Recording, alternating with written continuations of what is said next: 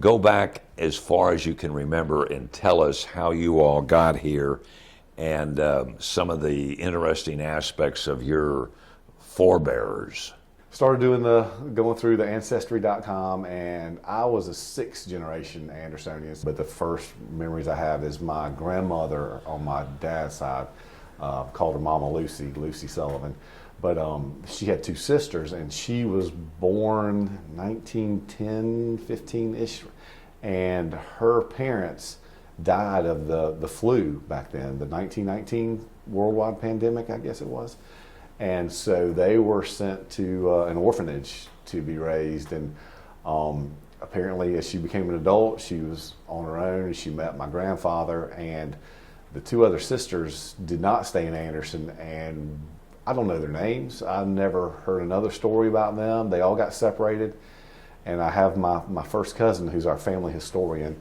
He let me know they apparently had a couple of meetings back in the, I don't know, 20s, 30s, 40s, where they would get together and meet, and they'd go their separate ways. And it was a different way of being raised. So you lose your family at a young age, and you're raised in an orphanage, and you don't even think about that now. But that was my grandmother on my dad's side, and so she married John Guy Sullivan.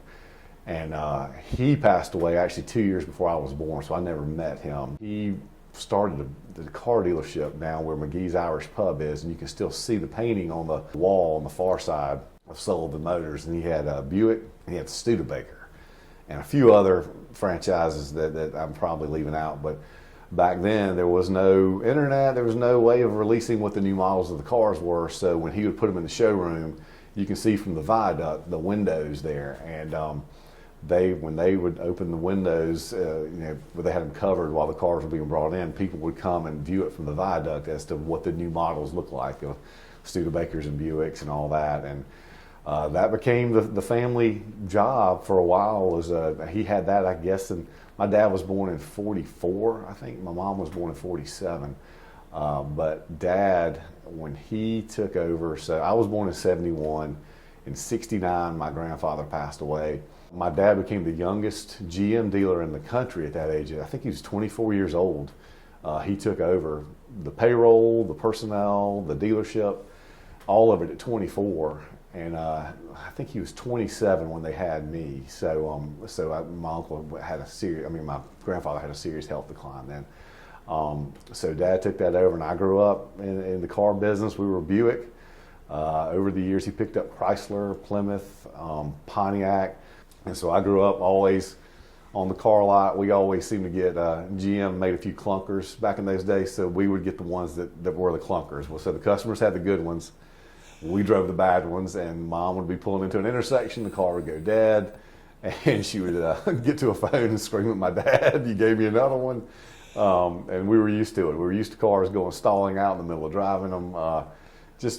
Things weren't as dependable, I guess, as they are now. They were well-made cars, but there were just little issues, and we seem to inherit those. To me, I've kind of developed this thing where I'm not very tied in with a lot. I'm willing to almost, let a lot of possessions go, because it's the memories, it's the stories and all that stuff. I got it with me. This is my dad's cross pen. I keep that with me. That's my biggest thing with him. He would hold on to things forever. Hold on to a boat, sell it for 3 times what he paid for it. That was just his deal. He loved to maintain things well, but. So that was Dad's deal. But yeah, so I was supposed to get in the car business. I went to T.L. Hanna. I graduated in 1989. What'd you do at Hanna that was fun? I played golf there, and it's kind of funny because our grade, we had a couple of guys that enjoyed playing. It was great getting out of school. You get to play golf. You get to leave school early and go play around the golf in Greenville, usually where the course is. I'm like, this is the best sport ever. But what we were shooting back then is nowhere near what people shoot now. It's crazy. But I kind of grew up in the Sewell era where Jackie was the head pro at Cobb's Glen, and he put Cobb's Glen on the map. Really. He had the passion. So Jay is his oldest son, current head coach of the University of Alabama golf team. I think they've won 2 national championships. Justin Thomas came through there. Julie was in my class, and then David was the youngest of the sons, and he went on to play on the PGA Tour. I remember following him at the Heritage one year. He was playing. How was the decision made to go to Georgia? That was decided in 1971 when I was born. My dad went to the University of Georgia, and he started off at the Citadel for about a week, realized that was not his jam, and so he He went to University of Georgia, and my aunt, who's older, my Aunt Ann, she was probably 10 years older than my dad. My dad was a twin. So she'd already set the pace. She'd already gone through Georgia, so Dad was aware of it. And so I was always a Georgia fan growing up, and we had a great time going to Georgia games. That was our thing as a family, going to Georgia games. And my wife went to Georgia. She actually cheered at Georgia. And so we didn't even meet at Georgia. And I found out that my freshman roommate, there was a potluck roommate, actually went out with my later-to-be wife a few times. I had no idea who she was till years later. A few people from Anderson went to Georgia when I was there. Preston Jones was the big quarterback. He was the parade All-American guy, and he was at Georgia a year ahead of me with a few other Anderson folks on there. So it was a big crowd there. And so wound up Preston was set up by my wife to what is now his current wife. So he met Catherine through Sissa, my wife. And then years later at their wedding, I met Sissa, didn't really get to know her, and then I was set up with her on like a blind date to go to a Georgia game together. And it was Georgia beat Tennessee. Georgia lost to Tennessee for a decade straight. And they were playing in Athens. Jim Donnan was our coach. And Georgia beat them. And Preston and I, one of the few times anybody's ever rushed the field in Sanford Stadium, and Preston and I went to the hedges, jumped the field, toted the goalpost, or may not have toted the goalpost out of the place. But first day, my wife is with Catherine, and I'm nowhere to be found. So the ride back was a little icy, but we kept in touch, and it wound up working out for the better. She lived in Mobile, Alabama back then, so we had a long distance relationship, and then finally, she wound up moving up to Anderson for a pharmaceutical job. That just when things are meant to happen, they're meant to happen, and that was a situation where for that to open up when it did with us. So so now we've got two beautiful girls, a 20-year-old and an 18-year-old, and it's fun, but that's what leads me to have time to do this council job. I wanted to do it because I love it, and then I met with John Wright Jr. We met at his office across the street, and he's like, all right, here's the deal. He's like, my kids are getting at the fun age where you can coach them at the Y.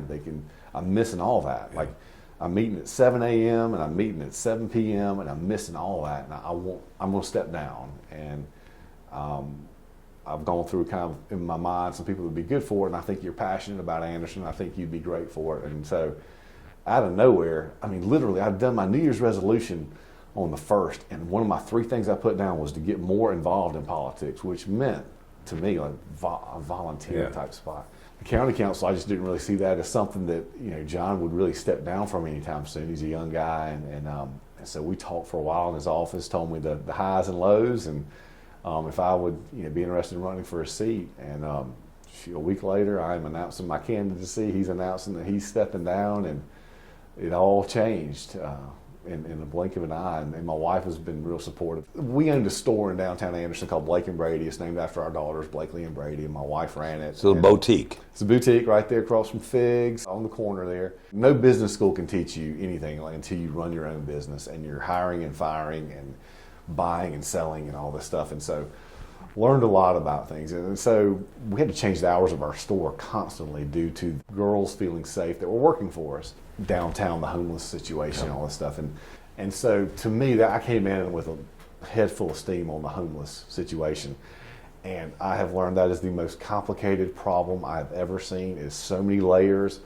If you really want to fix it and solve it, there's not enough money in Anderson County to fix and solve that problem. So you've got to find some way that works. But I came in, that was going to be my big one. And then the roads issue started creeping up there as another thing early last year. And then the growth issue started growing. So I'm sitting there thinking this is my biggest issue that people want to talk about. And then you run into people and they're like, traffic is as bad as I've ever seen it. I get it. I'm in the same traffic they are. So Anderson's growing. I get it. I see it. And we're a part of it. And it's like people want everything just to stop, and somebody made up the phrase that the last person that moved to Anderson wants to close the door behind them and just lock it, say, hey, we're full. And it just doesn't work like that. And you've got to be constantly like incremental growth. It doesn't have to be huge growth, but I think we can learn by looking to the counties around us that maybe some ways of what not to do. We're not trying to get really in any magazines or any notoriety. We're just trying to live our lives, enjoy what we have. And my dad, I mean, he always gave me the sales pitch as a kid, because when I was talking about moving from Anderson when I graduated, and he's like, we're 2 hours from Atlanta, 2 hours from Charlotte, 1 hour from the mountains, 3.5 hours from the beach, you know, everything. We got a lake, we got all this. When I'm 20-something years old, I didn't really want to hear that. I'm like, okay, well, you know, I want to move somewhere fun. Let's go to Nashville or something.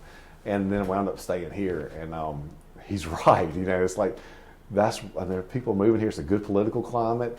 It's great schools. Like, you look across the board, like, it's got a lot of great stuff that a young family would look for. And so now we're swatting people away, and you've got a planning commission that is made up of people that are dealing with the same traffic as we are, and it's very hard to get development through here. But meanwhile, on the economic development side, we want to recruit great companies. You want to keep overlapping companies, because if somebody gets bought out and moved, you need to have something in place to back them up, so you can't stop that.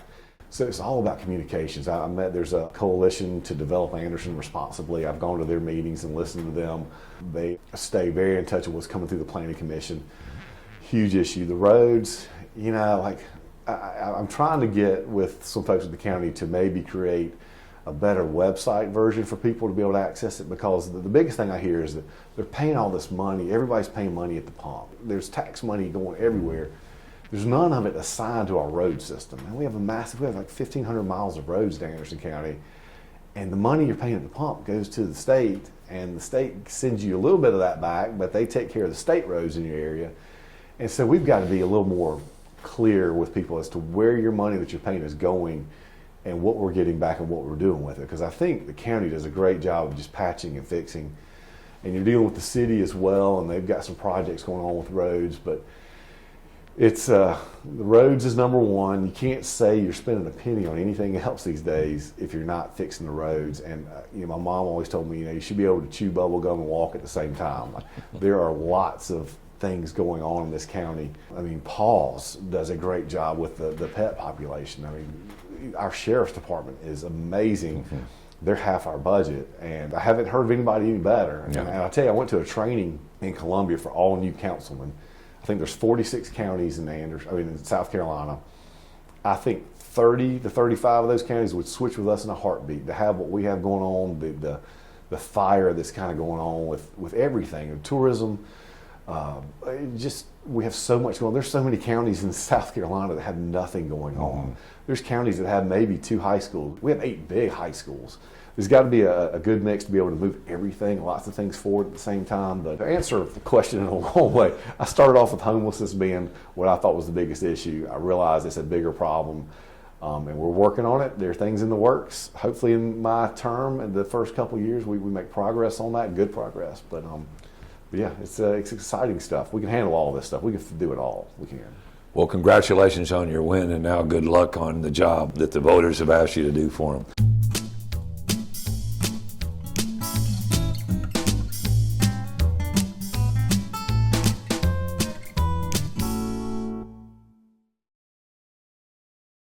Brought to you by the folks at Anderson County.